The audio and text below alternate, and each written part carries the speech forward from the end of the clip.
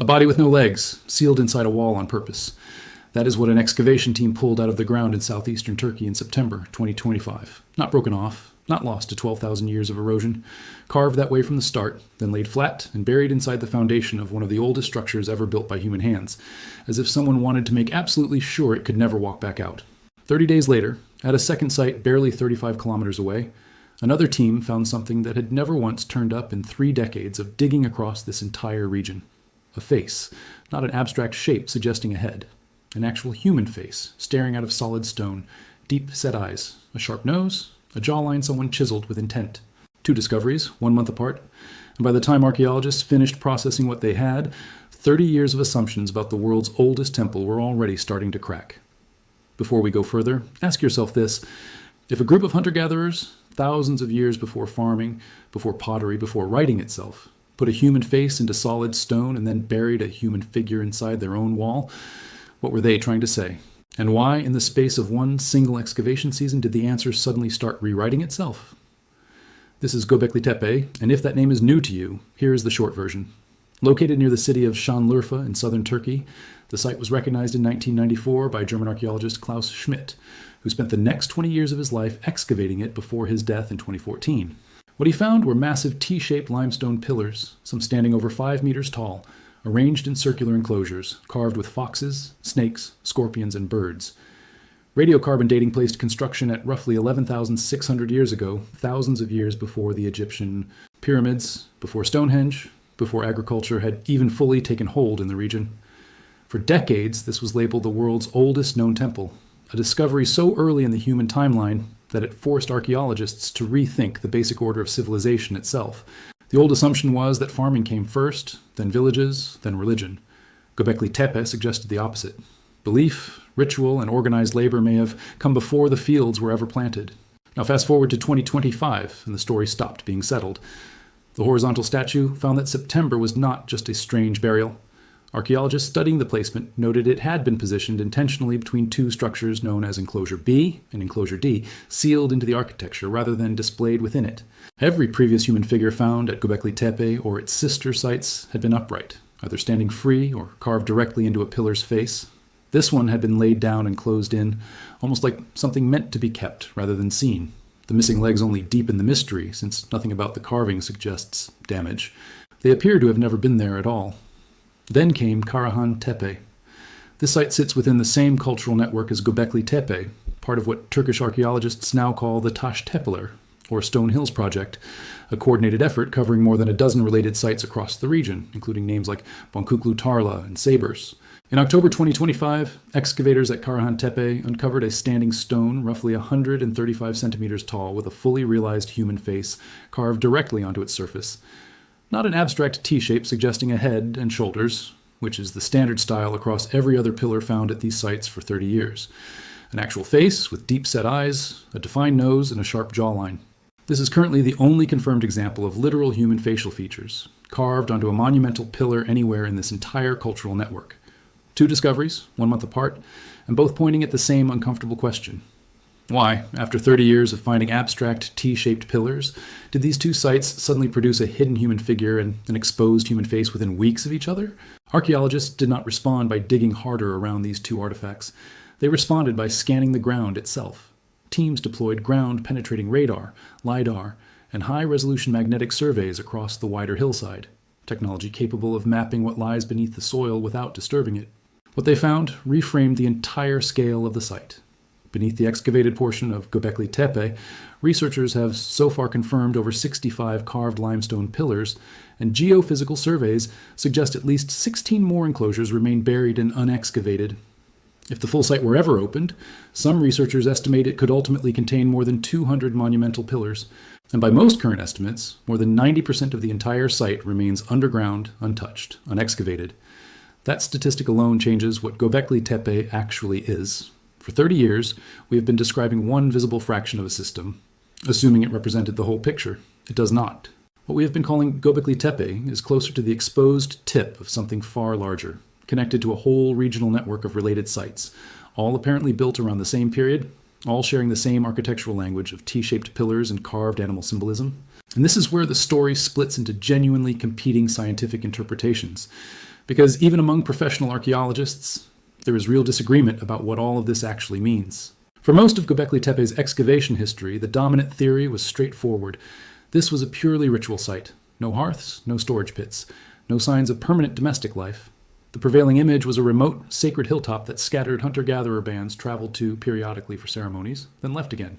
Some archaeologists working the site today still hold firmly to this view, pointing out that decades of excavation at Göbekli Tepe itself have never turned up convincing evidence of everyday domestic occupation, unlike its neighbor Karahan Tepe, which does show clear domestic structures alongside its monumental ones. But other recent excavation reports, including material referenced by UNESCO's own site documentation, describe the identification of non-monumental structures that appear to be domestic buildings, along with cisterns and quarries, suggesting that people may have lived closer to the monuments and for longer stretches of time than the original remote temple model assumed. This is a live, unresolved disagreement inside the field right now, not a settled fact in either direction. Some researchers are pushing toward a model where sacred space and daily life were woven together from the very beginning. Others maintain the ceremonial center theory, with domestic life happening at satellite sites nearby. Both camps are working from the same physical evidence and reaching different conclusions, and that tension itself tells you how much is still unknown about a site we have been excavating for 3 decades. There is a second area of genuine scientific debate, and you have probably seen exaggerated versions of it online. It concerns the carvings themselves and whether they encode astronomical information. The real research behind this comes primarily from Martin Sweatman, an engineer at the University of Edinburgh, who has published peer-reviewed papers in 2017, 2023, and 2024, analyzing Pillar 43 at Göbekli Tepe, sometimes nicknamed the Vulture Stone. Using digital image analysis and statistical pattern matching, Sweatman compared the pillar's carved animal figures, a scorpion, a vulture, and other creatures, against the positions of constellations as they would have appeared in the sky around 10,150 BCE, give or take roughly 250 years. His analysis found a statistically significant correspondence between the carvings and constellation patterns related to those later recorded by the ancient Greeks.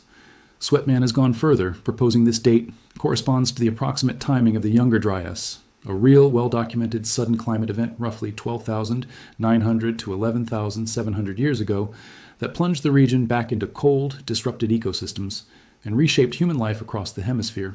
His broader claim, that Pillar 43 memorializes a comet impact that triggered the Younger Dryas, remains genuinely controversial and is not accepted by the wider archaeological community, many of whom favor more cautious, symbolic interpretations tied to shamanistic or ancestor-focused practices. Here is where it's important to correct something. Over the past year, a wave of videos and articles has claimed that artificial intelligence, neural networks, machine learning decoded Göbekli Tepe's symbols, sometimes citing thousands of digitized images and impossibly precise correlation percentages. This framing is misleading. Sweatman's actual published methodology uses mathematics and statistics, not AI. There is no verified peer-reviewed study confirming an AI system analyzed thousands of 3D pillar scans and produced an 80% correlation with ancient constellations. That specific claim appears to have originated from speculative online content rather than any published research. What is real is narrower, more careful, and honestly still fascinating enough on its own. Actual laser scanning and 3D digital modeling are being used at the site today, but for architectural documentation and preservation, not for the kind of sweeping symbolic decoding some corners of the internet are currently claiming. So let's lay out what the real evidence actually supports, because there are genuinely 3 separate ways professional researchers are trying to explain what Göbekli Tepe and its sister sites were for, and they are not mutually exclusive. The first is the ancestor and spirit theory. Under this interpretation, the horizontal statue sealed into the wall between enclosures B and D was not decoration. It was a deliberate act, possibly intended to permanently house the presence or spirit of a specific person, an ancestor or a figure of authority inside the architecture itself. The missing legs support this reading, since a figure with no legs is a figure that cannot walk away. The newly discovered human face at Karahan Tepe reinforces the same idea from a different angle. These pillars were not just abstract stand-ins for a person. In at least one confirmed case, they were literal portraits. The second is the astronomical and catastrophic memory theory, grounded in Sweatman's genuine, published, peer-reviewed work on Pillar 43, even while acknowledging his more dramatic comet impact hypothesis remains disputed. Under this view, at least some of the animal carvings functioned as a form of calendar or sky record, a way of fixing a specific moment in time, possibly connected to the climate upheaval of the Younger Dryas, into permanent stone. The third is the social and cultural hub theory, increasingly supported by the discovery of domestic-style structures, both across the wider Taş Tepeler network and, more controversially, potentially at Göbekli Tepe itself. Under this model, these sites functioned as gathering points where scattered hunter-gatherer groups came together, not only to worship, but to share knowledge, reinforce social bonds, and build a shared identity, especially during a period when the climate itself was becoming unstable and unpredictable. These three theories are not competing to be the single correct answer. Most researchers working on the Taş Tepeler project today accept that Göbekli Tepe likely functioned as more than one thing simultaneously, a place of ancestral memory, astronomical observation, and social organization layered on top of each other across centuries of use.